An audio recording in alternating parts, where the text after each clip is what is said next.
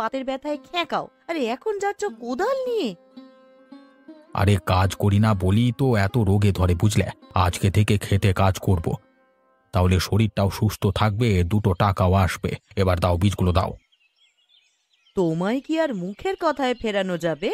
দাঁড়াও এখানে, আমি বীজ নিয়ে আসছি।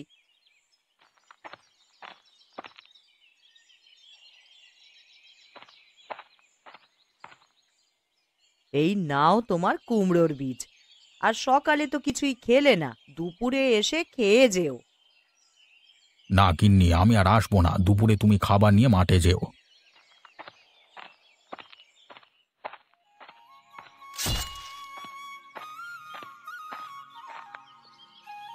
কি হে গোপাল কাকু, এতক্ষণে এলে? এদিকে আমার জমি তৈরি করে ফেলেছি আমরা। ওসব আমার এক হাতের ব্যাপার। তা বৌমাও এসেছো দেখছি। কি করব বলুন, এত বড় জমি ও তো একা চাষাবাদ করতে পারবে না, তাই আমি এসেছি। আমিও এসে কাজ করছি দাদু ভাই, এই দেখো কুমড়ো বীজ পুঁতে রাখছি মাটিতে। বেশ বেশ, আমিও তবে কাজ শুরু করে দিই।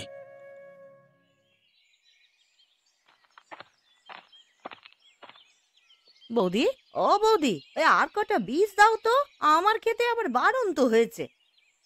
সে কি রে, কত বীজ লাগাচ্ছিস তুই? সারা মাঠ চষে ফেলবি নাকি? বিনে পয়সাতে যখন পেয়েছি তখন চাষ করেই দেখি। বাবলুর বাবা তো জমি জমা আর কম রেখে যায়নি, তা এতদিন সবই তো পতিত ছিল, আর যা পারি তাই চাষ করি। কেবল চাষ করলেই হবে না, ক্ষেতের বড় কুমড়োটিও ফলাতে হবে। দেখো, ওটা ওই আমার খেতেই হবে। যেই না তোমার ক্ষেতের চিড়ি, তার মধ্যে আবার কুমড়ো হবে। এত হাসিস না লো মেয়ে, তোদের থেকে ভালো ফসল হবে আমার ক্ষেতে, দেখিস। হয়েছে হয়েছে, অনেক তক্ক হয়েছে, নাও এবার বীজ নিয়ে বিদে হও দেখি। এদিকে আবার কুবের আসবে জল নিয়ে। এখন কিসের জল? আর বীজ লাগানোর সাথে সাথে কোনো জল দেওয়া লাগবে না, চারাটা উঠুক তারপর না সার জল দেবে। ভালো কথা মনে করেছো তো। আমাকে আবার গোবরগুলো জমিয়ে রাখতে হবে, ওটা দিয়ে জৈব সার তৈরি করা যাবে। তাই করো, আমি তো সকালবেলায় সেই কাজ করে এসেছি। তাই যাই গিন্নি, তুমি মায়াকে নিয়ে বাকি কাজগুলো করো, আমি ফিরে আসছি এক্ষুনি।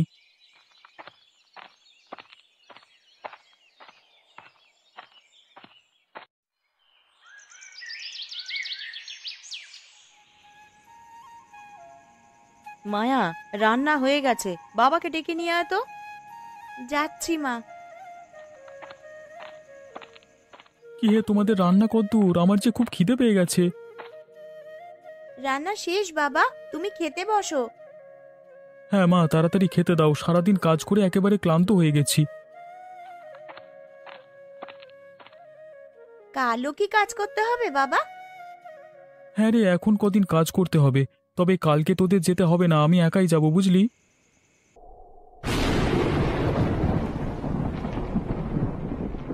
সে কি, বাইরে এইভাবে বাতাস বইছে কেন?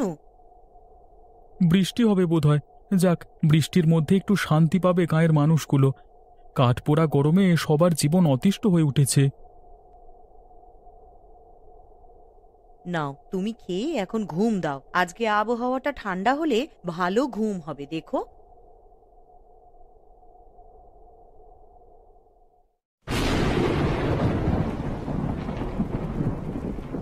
সে কি, বৃষ্টি পড়ছে নাকি বাইরে?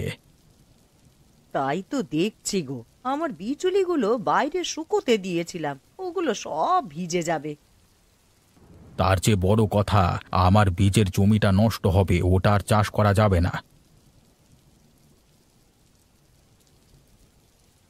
সে কি, তুমি আবার কোথায় যাচ্ছ?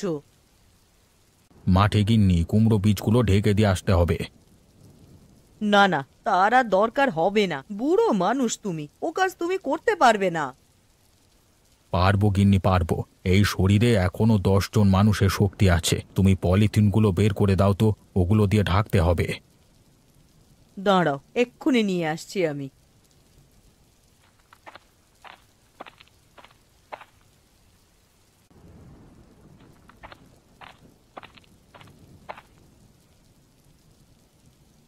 এই নাও তোমার চারা ঢাকবার জিনিস।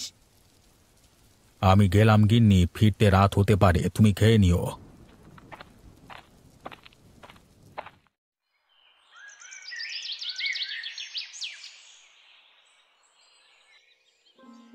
সে কি গো, এই খেতে পলিথিনের ছাউনি দিয়েছে কি? দেখে ঘরের মতন লাগছে, তাই না? হ্যাঁ গো, এখন থেকে এখানে খেলা করা যাবে? এই কাজ কে করেছে? গোপাল কাকু নয় তো? হ্যাঁ বিমল দাদা, গোপাল কাকু আর শহরের বাবু কালকে রাতে সকল ক্ষেতের উপর ছাউনি দিয়েছে। ছাউনি দিয়ে কি হবে? এমনটি তো দেখিনি আগে।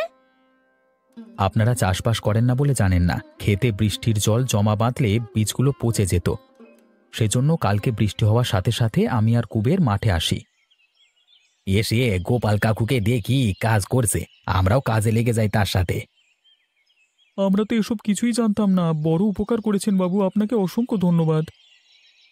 ধন্যবাদ যদি দিতে হয় তবে গোপাল কাকুকে দিন, সেই সব কাজ করেছে। সেই রাত থাকতে মানুষটা ঘর থেকে বের হলো, এখনো কোনো খবর নেই। কোথায় গিয়েছে কে জানে।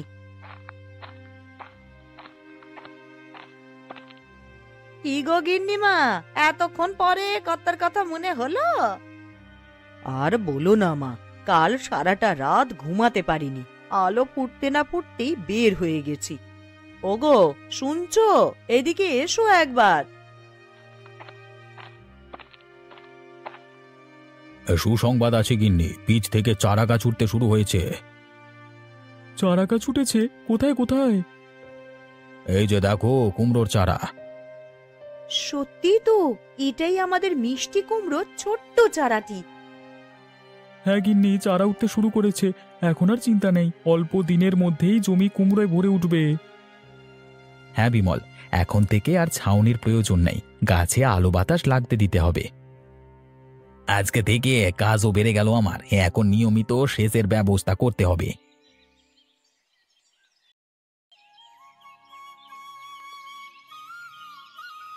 বলি, হলো তোমাদের? বাবু এক্ষুনি গাড়ি নিয়ে আসবে, তাড়াতাড়ি সব কুমড়ো নিয়ে এসো। একটু ধৈর্য ধরো বাপু, এত বড় মাঠ, সব কুমড়োকেই কয়জন মানুষ দিয়ে তোলা যায়? দাঁড়াও দাঁড়াও, কাল থেকে আরো বাড়তি মানুষ নিয়ে আসছি। আরে সে তো লাগবেই, কয়দিন পরেই তো আবার আমাদের মহাভোজ, তখন রান্না বান্নার জন্য মানুষের দরকার হবে না?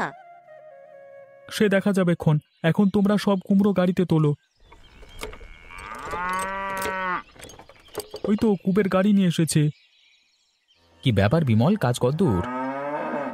কুমড়ো তোলা শেষ বাবু, এখন কেবল গাড়িতে তোলবার পালা। তা ভালো করে গুনেছ? সেই হিসেব আমার কাছে আছে, আজকে 500 কুমড়ো তোলা হয়েছে।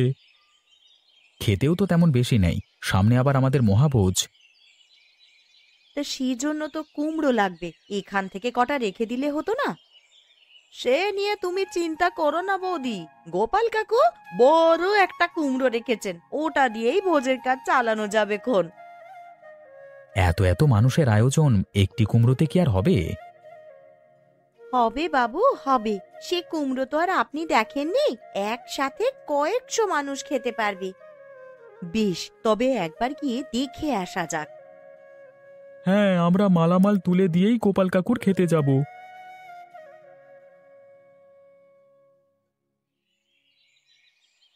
গিন্নি, আরে ও গিন্নি, দুধটা আনো, কুমড়ো গাছের গোড়ায় দিতে হবে যে।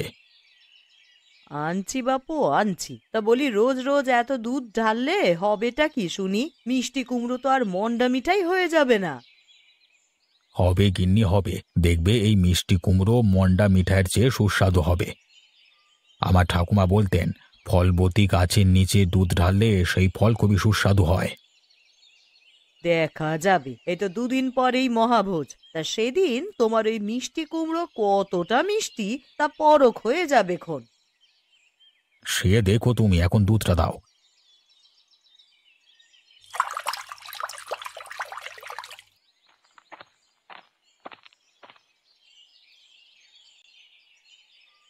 গোপাল কাকু, আরে ও গোপাল কাকু, কি করছো কুমড়ো নিয়ে? আর বলো না, খেতে এক কুমড়ো ফলেছে, সারা দিন ওটার পেছনেই পড়ে আছে। এই কুমড়ো যে সে কুমড়ো নয় গিন্নি, এটাই মাঠের সবচেয়ে বড় কুমড়ো। তা তো দেখি বোঝা যাচ্ছে। এত বড় কুমড়ো আমি কখনো দেখিনি। তা কত টাকায় বিক্রি করবেন এটা?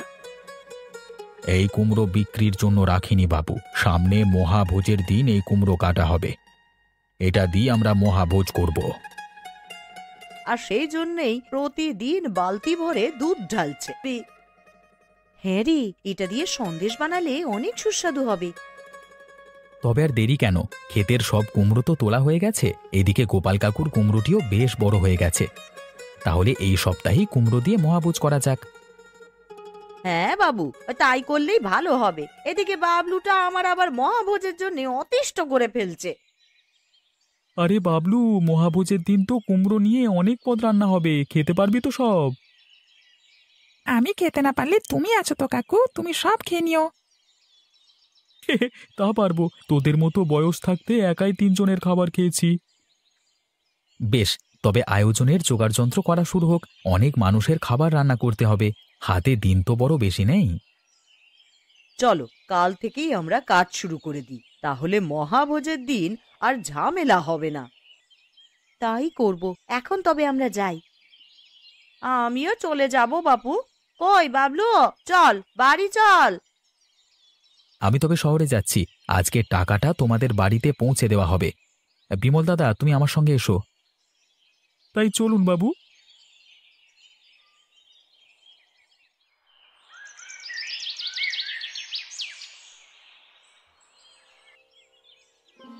গিন্নি, আরে ও গিন্নি, কোথায় গেলে? এই বড় দেখে একটা ঝুড়ি দাও দেখি। যাচ্ছ কুমড়ো খেতে, ঝুড়ি দিয়ে কি হবে? বলি, কুমড়োটা তো কেটে বাড়ি নিয়ে আসতে হবে, তা এত বড় কুমড়ো ঝুড়ি ছাড়া আনতে পারবো কি করে? সে কি কথা গো, একজনে এই কুমড়ো আনবে কি করে? তুমি বরং কুবেরকে নিয়ে যাও, ওর গরুর গাড়িতে করে নিয়ে এসো ওটা। হ্যাঁ হ্যাঁ, ভালো কথা মনে করিয়েছো তো, ওকে দিয়েই কুমড়োটা আনিয়ে নিই তাহলে।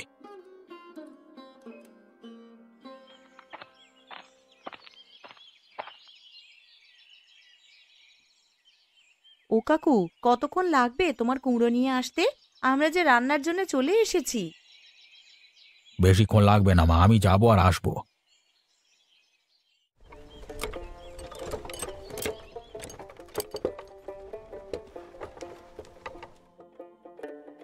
এই তাড়াতাড়ি করো কাকু, আমার আবার বাবুর সাথে হাটে যেতে হইব।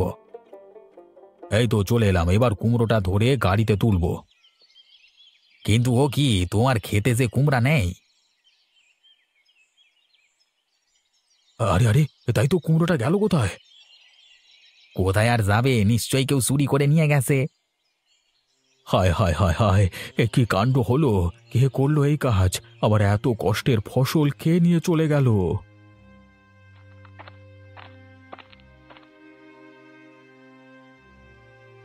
কি হয়েছে কাকু, এভাবে চেঁচামেচি করছো কেন? আরে কুবেরের সাথে ঝগড়া লাগলে নাকি আবার?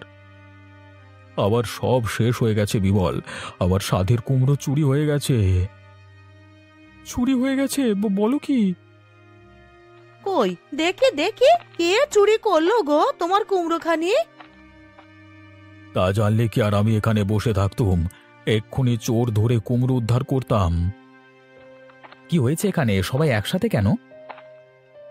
আর বলবেন না বাবু, গোপাল কাকুর কুমড়োটি কালকে রাতে চুরি হয়ে গেছে। সে কি কথা, আমরা যে এদিকে সব আয়োজন করে ফেলেছি। কি আর করা, খেতে তো আর কুমড়ো নেই যে ওগুলো দিয়ে রান্না করব। আমরা এই কুমড়ো দিয়েই মহাভোজ করব। এই কুমড়ো দিয়ে কিভাবে সম্ভব? আপনি কি চোর ধরতে পারবেন? কুমড়োটি চুরি হয়নি কুবের, ওটা নদীতে পড়ে গেছে।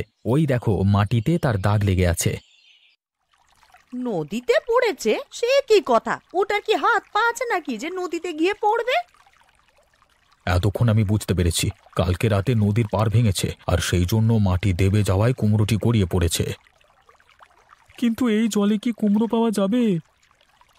সে নিয়ে তোমরা ভেবো না, আমি খাঁটি জেলে, দেখবে 1 ঘন্টার মধ্যে কুমড়ো তুলে ফেলেছি। তাই করো, এক্ষুনি নদীতে জাল ফেলো, যে করি হোক আমাদের কুমড়ো চাই।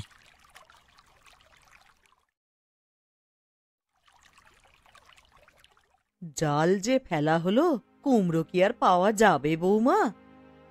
আপনি চিন্তা করবেন না খুড়ি, সবাই যখন নেমেছে কুমড়ো পাবেই। ওই তো, দেখো দেখো, ওই তো কুমড়োটা দেখা যাচ্ছে। আরে তাই তো, জালের মধ্যে কুমড়ো এসেছে। সবাই তাড়াতাড়ি জালটা টানো, আমরা কুমড়ো পেয়ে গেছি। কুমড়োটি তুলে নিয়ে এসো।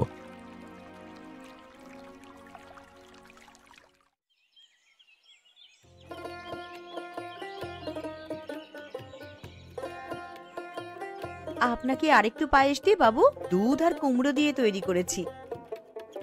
না না বৌদি, আমার আর লাগবে না, অন্যদের দিন। ওগো, আমাকে একটু সন্দেশ দাও না, পাত যে খালি হয়ে গেল। হে, দাঁড়া বাছা, এক্ষুনি দিচ্ছি। ও হরিমতি, সন্দেশটা নিয়ে আয় মা। তা বলি, তুমি কি আমাকেই পেয়েছো নাকি গো? হ্যাঁ, সকালবেলা থেকে এত কাজ করছি, একটু বসে বসে খাবো সেই সময়টাও নাই। সকাল থেকে তুমি তো খেয়েই যাচ্ছ পিসি, তোমার হাতের মতন মুখও সমান তালেই চলছে। বলি, বছরের এই একটা দিনেই তো আনন্দ উৎসব করি, আজ খাবো না তো কি উপোস থাকবো রে ছুরি? তা ঠিক বলেছিস, আমাদের আনন্দ এই একটা দিনেই। কত বছর গায়ে এরকম উৎসব হয়নি কে জানে। এবার থেকে প্রতি বছর উৎসব হবে। কুমড়ো তোলবার পরেই আমরা কুমড়ো দিয়ে মহাভোজ করব।